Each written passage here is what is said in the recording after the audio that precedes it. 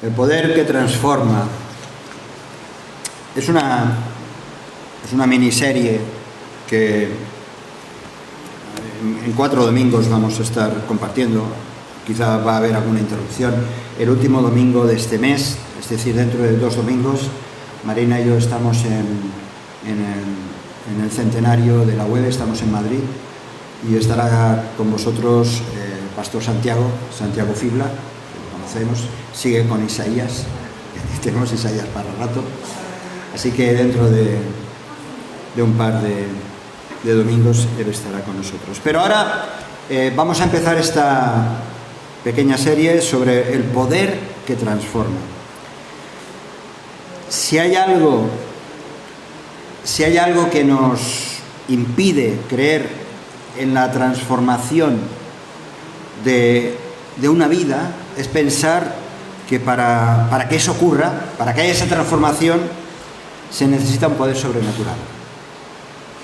Nuestra tendencia es para que determinada persona, ya no solamente nosotros, sino otra persona, pueda haber un cambio, una transformación, es que tiene que haber algo sobrenatural para que esa persona cambie. Y si no, acordaos de esas personas tan queridas que tenéis cerca, que es decir, es imposible que esa persona se encuentre con el Señor. Si no, pasa algo sobrenatural. ¿O no? ¿O no lo has pensado? Es imposible. Y claro, cuando uno se mira al espejo, dice, bueno, también Dios ha hecho una obra en mi vida. Por lo tanto, no es tan imposible.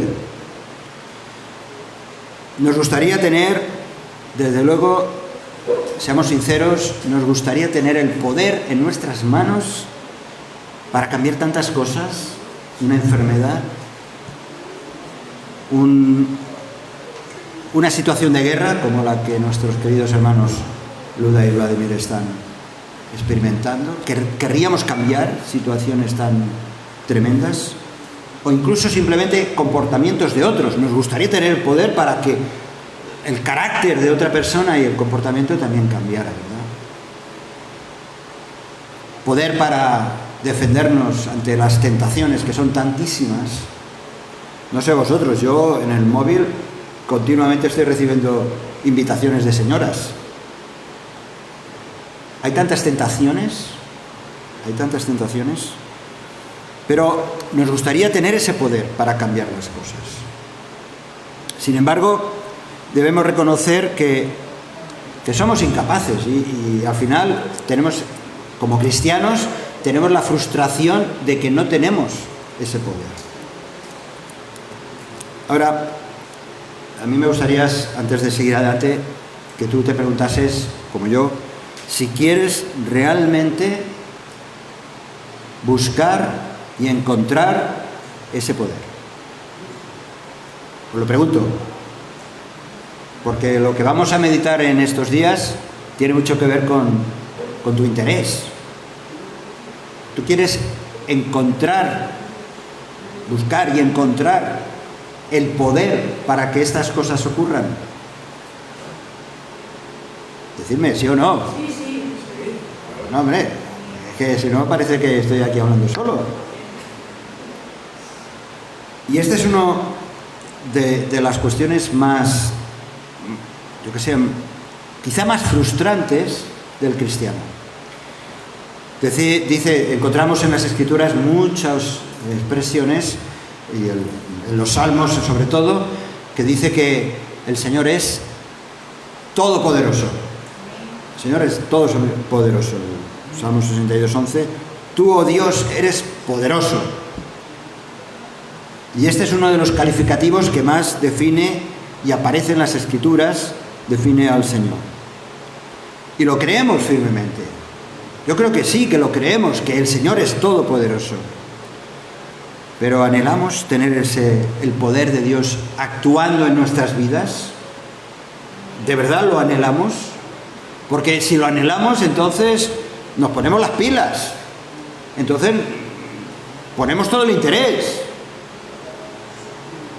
Así que vamos a ver algunas ideas de cómo podemos conseguir o aspirar a tener ese poder. Y lo vamos a ver Vamos a ver solamente, vamos a ver si esto funciona, porque a veces esto... yo creo... aquí está, perfecto, gracias. Vamos a ver cuatro maneras o cuatro, digamos, medios que el Señor pone a nuestro alcance para saborear o aspirar o desear y conseguir ese poder. Estaremos hablando del poder de la palabra de Dios, el poder del Espíritu Santo, el poder de la oración y el poder de una vida rendida. 4 temas, podrían ser más, pero vamos a resumirlo en esta miniserie en 4 maneras de considerar cómo tener y disfrutar del poder de Dios. Y hoy vamos a hablar del poder de la palabra. Las palabras tienen poder. En general, las palabras tienen poder.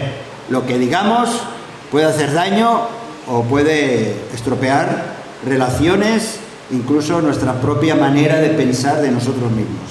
Las palabras en general tienen poder. Pero no vamos a hablar de las palabras en general, vamos a hablar de la palabra de Dios. La primera fuente de donde recibir ese poder de Dios es su propia palabra. La palabra de Dios, la Biblia. Necesitamos acercarnos a este libro y hay gente que quiere tener poder para transformar vidas, para influenciar en otros, me refiero a personas cristianas. Incluso desarrollan actividades o acciones o cultos muy escandalosos, pero que la palabra de Dios no está tan presente, ni siquiera se tiene en cuenta la lectura, la meditación, el estudio meticuloso, ni mucho menos una exposición de las Escrituras de una manera correcta. No simplemente es, sí, yo me gusta la palabra, me quiero y la expongo, sino hay que ir a la palabra. Hay creyentes sinceros que quisieran, y yo creo que nos contamos entre ellos, quisiéramos ver fruto. Mucho fruto. Y olvidamos las palabras de Jesús. ¿Os acordáis de la parábola del sembrador? Parábola del sembrador, que dice que la semilla es la palabra. El Señor Jesús utiliza en la parábola y habla de la semilla, lo compara con la palabra de Dios. Y aquí hay este detalle, parece insignificante, pero una semilla, no importa lo pequeñita que sea, tiene vida o puede llegar a producir vida. Y esta idea debe estar en nuestro ADN. Es decir, cuando yo voy a la palabra de Dios, va a actuar en mí porque tiene vida. Porque es impresionante las cosas que ocurren cuando yo tengo en cuenta la palabra de Dios. Decía Jeremías, en Jeremías capítulo 23, 29, ¿no es acaso mi palabra, decía el Señor, como fuego y como martillo que pulveriza la roca?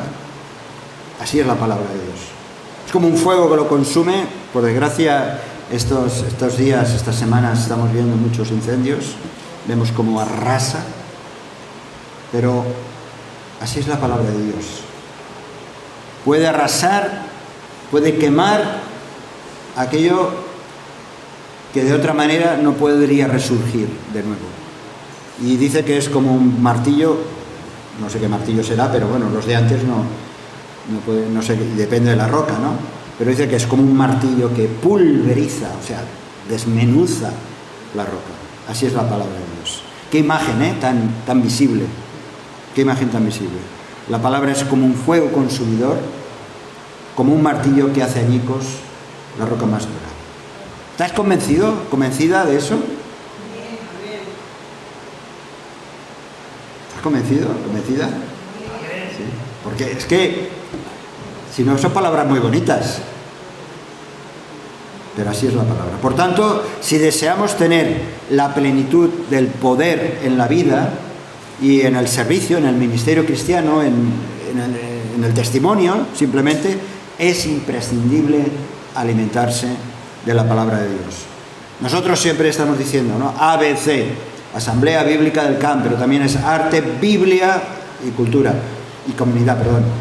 Biblia. Nos encanta la palabra de Dios, nos encanta escudriñarla, enseñarla, descubrirla. Por eso está tan presente a lo largo de nuestra vida comunitaria, ¿verdad? La palabra de Dios. No hay otro alimento tan fortalecedor.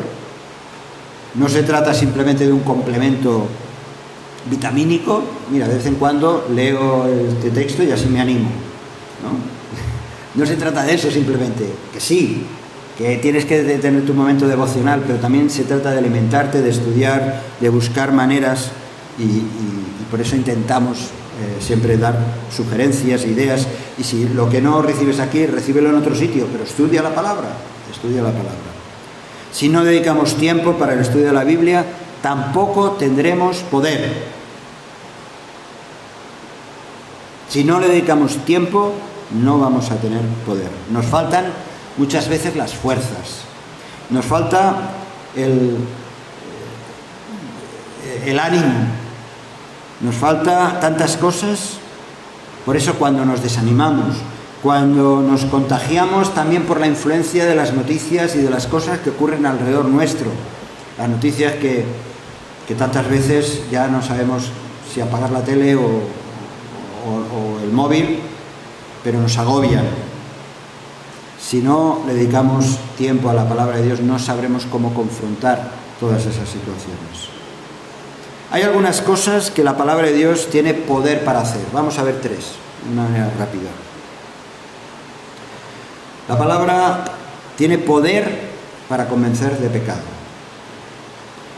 Estos días hemos estado comentando algo del principio del mensaje de Hechos, del capítulo 2, versículo 37, de Pedro, en su sermón, que es uno de los mensajes, en el capítulo 2, versículo 37, es uno de los mensajes o, digamos, el primer discurso de Pedro. Cuando lo revisamos, no vamos a ir al detalle, pero cuando Pedro habla, si os fijáis bien en ese pasaje, en el capítulo 2, el discurso, primer discurso que hace, y luego, como veíamos el otro día también, en el capítulo 4 y el 3, los tres primeros sermones de Pedro, lo escritural que es. Pedro lo que narra no es que se enrolla en historias, sino que va a las escrituras, y su mensaje y su sermón está basado en las escrituras. Él se limitó a exponer la palabra de Dios. Su discurso fue escrituras de principio a fin, y hubo, por la intervención del Espíritu Santo, una respuesta, una reacción contundente, de tal manera que miles de personas se convirtieron. Y él lo único que expuso fue la palabra. Y eso llevó finalmente a personas que, después de su sermón, que él dijo: arrepentíos y bautícese cada uno de vosotros en el nombre de Jesucristo para perdón de los pecados, recibiréis el don del Espíritu Santo. Eso produjo reacción en la gente. Una realidad que nunca debemos olvidar. Por mucho que nos esforcemos nosotros en cambiar las vidas o ayudar a cambiar las vidas de otros, no podremos hacerlo. Por mucho que tú te esfuerces, no lo vas a conseguir. Por lo menos en mi experiencia. Uno cae en la frustración de: yo trabajo, insisto, intento, pero al final yo no lo puedo conseguir. Solo es la palabra de Dios que puede poner el espejo delante de la persona, y aún más. Y a veces no solo el espejo. Dice en Hebreos capítulo 4, versículo 12, que es como una espada que penetra hasta lo más profundo, que rompe las coyunturas, hasta la médula, los tuétanos, y que todo lo que está escondido, dice, lo pone en encubierto. Esa es la palabra de Dios, es la única que puede penetrar en lo más profundo de la respuesta. Un ejemplo de esto lo hallamos cuando el Señor Jesús, ante la pregunta que le hace un escriba acerca de cuál es el mandamiento más importante, y el Señor le dice, el primer y gran mandamiento es: amarás al Señor tu Dios con todo tu corazón, con toda tu alma y con toda tu mente. Es un mandamiento, es el primer y gran mandamiento. Bueno, pues aquí ya tenemos el primer y gran problema, porque no obedecer este mandamiento ya es ofender a Dios, ya es rechazarle, es no tenerle en cuenta. Es el gran pecado. Precisamente, ¿por qué? Por no cumplir el deseo de Dios, su palabra. Por no cumplir su palabra, de eso la consecuencia es el pecado. Así que si la respuesta es negativa a cualquier mandato de Dios, pues tenemos problemas. Y por eso no hay poder. Si no estamos obedeciendo su palabra, hay pecado, hay ofensa, hay rechazo de Dios, y ahí perdemos, se nos va el agua por las grietas. Si hay algo que necesita este mundo es convicción de pecado. ¿No? Acordaos, cuando tú conociste al Señor, desde tu infancia o desde tu madurez, hasta que tú no experimentaste la convicción de pecado y fuiste delante del Señor a pedirle perdón, hasta que no hubo arrepentimiento y aceptar el regalo de Jesús, de su cruz redentora, de su mediación, pues hasta esos momentos no era posible experimentar la salvación. Pero era necesario tener convicción de pecado. Y a veces, que convicción de pecado no es simplemente, bueno, sí, lo he hecho mal. Sí, no. Arrepentimiento. Convicción de pecado debe haber arrepentimiento y deseos de no volver a pecar y no pecar.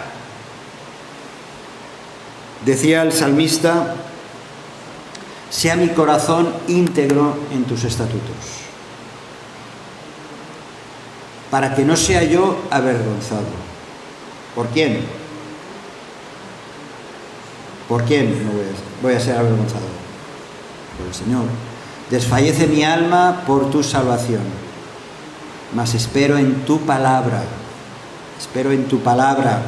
No espero en mis emociones, no espero en mis ideas, no espero en mis costumbres, en mis tradiciones. Espero en tu palabra. Desfallecieron mis ojos por tu palabra, diciendo: ¿cuándo me consolarás? Acudir a la palabra. Hay una historia, una anécdota. Hay muchas. Yo creo que deben haber miles, tanto como creyentes ha habido y hay, ¿no? Referente a cómo la palabra de Dios ha traído convicción de pecado. Una de las muchas anécdotas era la de un bandido mexicano muy temido a principios del siglo pasado, del siglo XX. Un bandido mexicano que estaba siendo perseguido. En uno de sus robos, en su botín, había una Biblia. Y aunque fue buscado, él se escondía por las cuevas y era buscado, no lo encontraban. Un día, delante de un juez, aparece un hombre y ese hombre le preguntó al juez que quién era, y: yo soy Jorge Chávez. No sé si es exactamente ese, pero es lo que yo he leído en esta anécdota. Soy Jorge Chávez. Dice: ¿y quién le ha traído usted aquí? Dice: yo vengo a entregarme. Porque un día robé, y entre las cosas que robé había una Biblia. Aquí quien me ha traído es la Biblia. Y este hombre quería que delante de la justicia humana pues fuera juzgado porque delante de la justicia de Dios había sido ya liberado. La palabra de Dios es poderosa. Tenemos miles de historias de cómo un folleto, una hojita, un calendario de estos que regalamos para Navidad puede transformar una vida. La palabra de Dios puede traer convicción de pecado por sí sola. Por sí sola. De hecho, yo no sé tu historia, que estaba pensando hace unos días, digo, bueno, pues como tenemos hermanos nuevos que se están congregando con nosotros, os daré la paliza para que vengáis y expliquéis vuestra historia de cómo conocisteis al Señor, ¿vale? Así que iros preparando. Pero mi historia de un chaval, un adolescente, a mí lo que me impresionó, entre otras cosas, cuando asistí a aquel campamento que fue el inicio de conocer al Señor al cabo de pocos meses, fue que me entregaron como una especie de cuaderno, que yo no había leído nunca la Biblia, pero habían unos versículos y eso me atrajo, hasta que al cabo de unos meses me convertí al Señor, me entregué al Señor. La palabra de Dios es poderosa y convence de pecado. Así que por eso hay que entregar la palabra de Dios. Pero la palabra de Dios también tiene poder para regenerar, para hacer posible que una persona nazca de nuevo. Tiene poder para regenerar. Es decir, para traer vida donde antes no había vida espiritual, donde alguien estaba muerto espiritualmente. Dice 1 Pedro 1:23. Hoy os estoy dando versículos así sueltos. 1 Pedro 1:23. Dice Pedro: habéis nacido de nuevo, no de simiente perecedera, no de una semilla muerta, que no tiene vida, sino de una simiente imperecedera, que no perece, mediante la palabra de Dios que vive y permanece. Habéis nacido de nuevo gracias a una semilla viva que es la palabra. No la desestimes. Hemos tenido un fallo, lo digo aunque sea público, hemos tenido un fallo el día que tuvimos el Festival de Familia. Llevamos una caja llena de evangelios de Juan. Regresó casi todo. Perdimos la oportunidad de repartir esos evangelios. Pero bueno, tranquilos, hermanos, hay 3 cajas. Hay 3 cajas, así que no pueden estar ahí, porque si no luego nuestro hermano Juan de Zaragoza se enfada, porque él viene cargado con una pierna, ya sabéis que le falta una pierna, pero él viene cargado de evangelios para que se distribuyan. Así que hemos de organizar eso de reparto de evangelios de Juan. Si quieres ver nacer de nuevo a una persona, el camino es muy sencillo. Dale la palabra. Dale la palabra, la que sea, un texto, un pasaje, un Nuevo Testamento, un evangelio. Dale la palabra.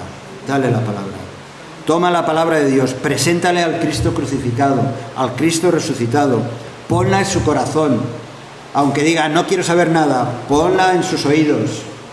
Que la palabra suene, que la palabra corra, que la palabra llegue, porque nunca sabemos esa semilla que tiene vida, el resultado que va a dar. Pero no vendrá a nacer de nuevo si no le das la palabra. Esta es la pura realidad. Si no entregamos la palabra, ¿qué esperas? ¿Que haya un cambio, que se le aparezca la Virgen?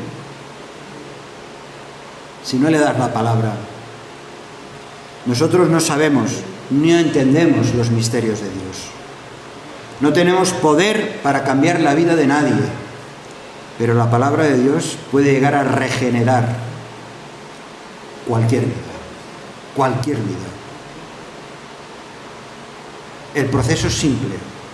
El corazón es la tierra. Nosotros somos los sembradores de la palabra, pero la palabra es la simiente viva que simplemente hemos de arrojar en la tierra. Dios vivifica esa palabra por medio de su Santo Espíritu, evidentemente. Es el Espíritu Santo el que convence de pecado al final, y solo Él hace crecer. ¿Os acordáis cuando, leyendo en 1 Corintios, capítulo al principio, los creyentes que están ahí discutiendo, peleándose a ver quién es mi líder preferido, y en cambio Pablo tiene que decir: yo sembré, Apolos regó, pero el crecimiento lo da Dios. Es la realidad. Pero alguien sembró, y alguien regó, alguien cuidó esa semilla, pero el crecimiento lo da Dios. Es la palabra la que cambia personas. Hay dos situaciones, hay muchas, ¿no? Pero hay dos situaciones antagónicas en las Escrituras. Ejemplo de respuesta a esa palabra que se entrega. Una de ellas es David. Recordemos la historia muy rápida. David, en un momento determinado, no solo se acostó con la mujer de otro, sino que además propició para que le llegaran a matar a Urías. Aunque fueron los enemigos, pero él hizo lo posible para que finalmente lo mataran. Y entonces viene el profeta Natán, le confronta con su pecado. Su reacción al principio parece que no se entera, que no vaya con él. El problema ese no es mío. Pero de pronto la palabra de Dios lo pone ahí delante y él reacciona. La convicción de pecado le lleva al arrepentimiento. ¿Por qué pues, leemos en 2 Samuel 12:9, ¿por qué pues tuviste en poco la palabra de Jehová haciendo lo malo delante de los ojos? Le dice Natán. Es que no la has tenido en cuenta. Y menos mal que David tuvo esa convicción de pecado y reaccionó, se arrepintió y fue restaurado. David no tuvo en cuenta la palabra en principio, sufrió las consecuencias del pecado. Sin embargo, después de escuchar a Natán, reconoció ese pecado y hubo ese arrepentimiento y restauración. Pero hay otro ejemplo antagónico a este, que es el caso de Agripa. Agripa, el rey que estaba juzgando a Pablo, cuando está escuchando al siervo de Dios, a Pablo, le está dando la revelación divina, y Agripa se resiste. Y llega un punto en que él da la sensación de que se da cuenta de lo que le está diciendo Pablo, pero la reacción de Agripa, ¿cuál es?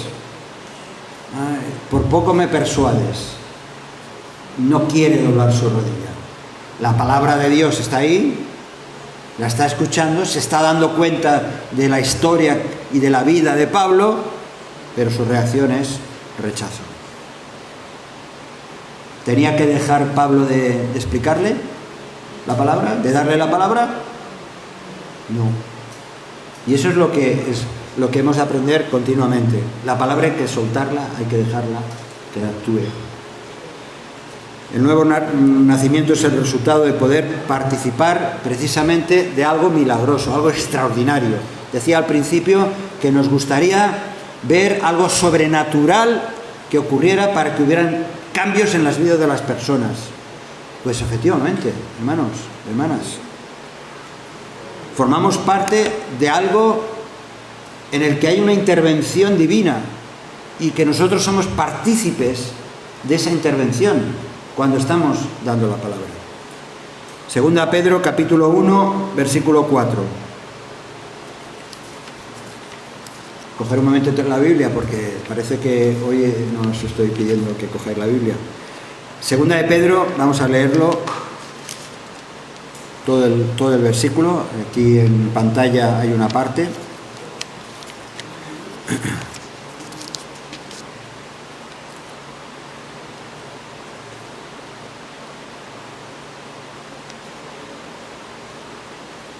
Vamos a leer el versículos 3 y 4 por completo. Segunda de Pedro, capítulo 1, versículos 3 y 4.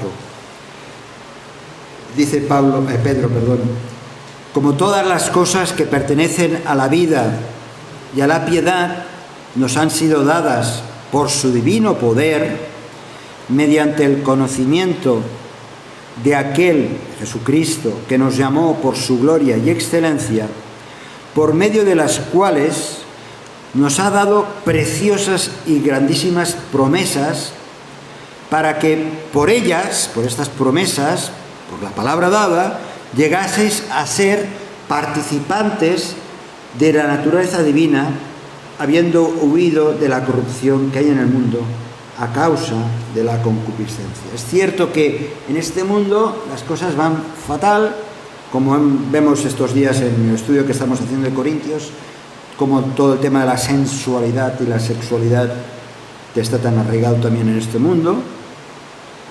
Y en medio de esa situación, Pedro está diciendo que por medio de las cuales nos ha dado preciosas, grandísimas promesas para que por ellas llegases a ser participantes de la naturaleza divina. Es decir, lo que Dios está haciendo en las vidas de otras personas, por el hecho de nosotros extender la palabra, de soltar la palabra, de dar la palabra, participamos de la intervención divina de Dios.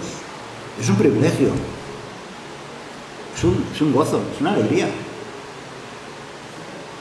No, ya no es algo que tú puedas hacer, que yo pueda hacer, es Dios haciéndolo, pero nos usa, nos utiliza, quiere que estemos ahí sirviéndole. Finalmente, entre otras muchas cosas, la palabra tiene poder para producir fe. Tiene poder para producir fe. Dice Romanos capítulo 10, versículo 17, que la fe es por el oír. Y el oír por la palabra de Dios. O sea, es como una cascada, ¿verdad? La fe viene por el oír y el oír por la palabra de Dios. Nunca tendrás fe solo por la oración, nunca tendrás fe por sensaciones, nunca vas a tener fe si lo buscas de otra manera diferente que no sea a través de la palabra de Dios. La fe está basada en una causa cierta. La fe no es algo etéreo. La fe no es volátil. La fe está basada en hechos. La fe tiene un contenido. Y el único cierto que hay es que la palabra de Dios nos da ese contenido. Si no conocemos el contenido, ¿cómo vamos a tener fe? Por eso hay poder en la palabra, para que nuestra fe se fundamente, para que sea una fe basada en realidades, no en teorías, no en ilusiones, no en sentimientos, no en emociones. El carcelero de Filipo, fijaos, acordaos la historia, cuando le preguntó a Pablo ¿qué es necesario que yo haga para ser salvo? La respuesta fue contundente, ¿verdad? Dice que cree en el Señor Jesucristo y serás salvo tú y tu casa. Hasta aquí decimos, qué bien. Vale, y hay que predicar y para que crea la familia y todo eso. Pero hay un detalle después, en la misma historia, dice el versículo 32, dice, después cuando fueron a su casa, dice, le hablaron la palabra del Señor y a todos los que estaban en su casa. Pablo después dice que continuó hablándoles de la palabra del Señor, porque esa fe cree en el Señor Jesucristo, está muy bien, pero hay que seguir conociendo y creciendo en la palabra del Señor. No simplemente le dieron al carcelero un sabio consejo, unas palmaditas en la espalda, ya eres creyente, ya eres cristiano, eres evangélico, ya puedes diezmar y todo eso. No. Le enseñaron a él y a los suyos algo en lo que creer, algo en lo que descansar la fe. Decimos a las personas, Dios existe, créelo, pero si no les mostramos cómo, si no les damos en qué, si no les damos el contenido, el significado, si no les ayudamos a comprender y a exponer la palabra, por eso nos gusta tanto la idea del discipulado, porque es un medio estupendo para que una persona pueda ir creciendo en el conocimiento del Señor. Así que la fe debe tener fundamento, un fundamento. La fe no puede flotar en el aire, hay que darles a las personas algo en que descansar la fe. Por eso el Carras está haciendo discipulado con Quima y Andreu, ¿verdad? ¿Va bé? Això? Estàs content? Pobre de tú, Muy bien. Y así, unos y otros, podemos estar aprendiendo los unos de los otros porque estamos dándole contenido a nuestra fe, porque está en la palabra, no es por otra razón. La fe que va a crecer en nosotros ha de estar basada en las promesas de Dios que encontramos en su palabra, no en las normas que pueda establecer la Iglesia, que pueden ser muy buenas, muy sabias, con muy buena intención, pero ha de estar basados en la palabra. Por experiencia sabemos que Marcos 11:24, cuando dice el Señor: por tanto os digo que todo lo que pidiereis orando, creed que lo recibiréis y os vendrá, es una frustración en muchas ocasiones en nuestra vida, porque hemos orado una y otra vez, creyendo sinceramente, y no hemos recibido nada. ¿No será que quizá no nos hemos centrado o buscado en la palabra, en la Biblia, las promesas acerca de esas oraciones que estamos haciendo? Quizá oramos y pedimos cosas que no se ajustan a su voluntad porque simplemente el Señor no nos está revelando en su palabra lo que conviene, lo que es mejor. Primera de Juan 5, versículos 14-15, nos habla de una promesa de parte de Dios. Dice: y esta es la confianza que tenemos en Él, que si pedimos alguna cosa conforme a su voluntad, Él nos oye. Y si sabemos que Él nos oye en cualquiera cosa que pidamos, sabemos que tenemos las peticiones que le hayamos hecho. La clave está en conocer su voluntad y hacerlo conforme a su voluntad. Otra anécdota. También en una prisión, un día un evangelista, una persona que iba a evangelizar en una prisión, estaba acostumbrado a ir a la prisión, y los prisioneros, los presos, que no se llaman presos ahora, ¿cómo se llaman ahora? No, reclusos, ya no, ni siquiera eso. Pero bueno, es igual.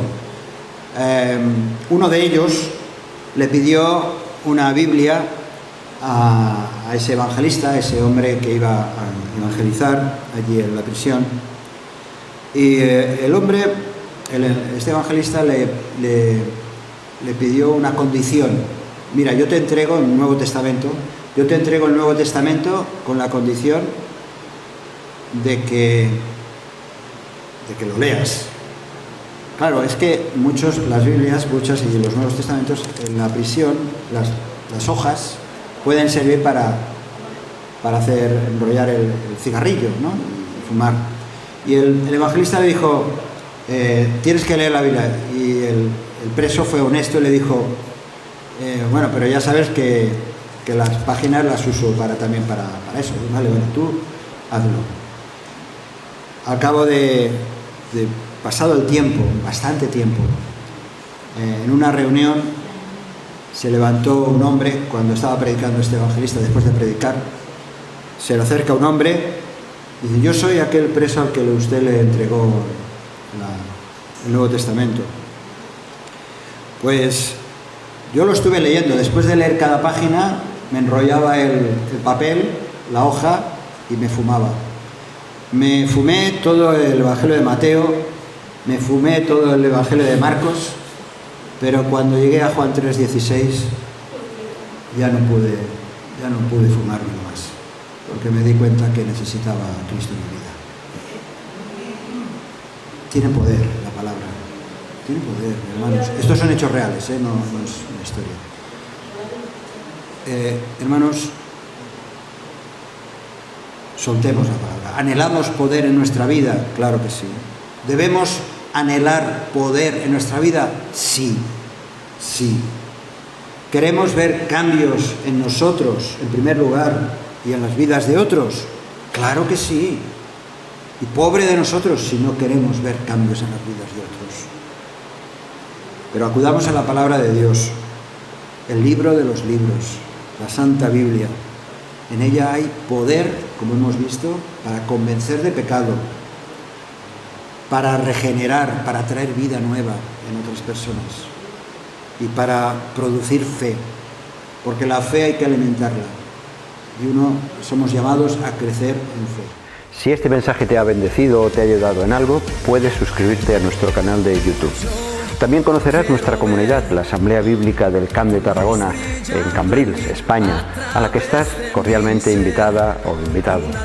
También puedes seguirnos por las redes sociales. Los enlaces los encontrarás aquí abajo y podrás visitar nuestra página, así como conocer nuestros programas radiales y podcasts de Yum Radio.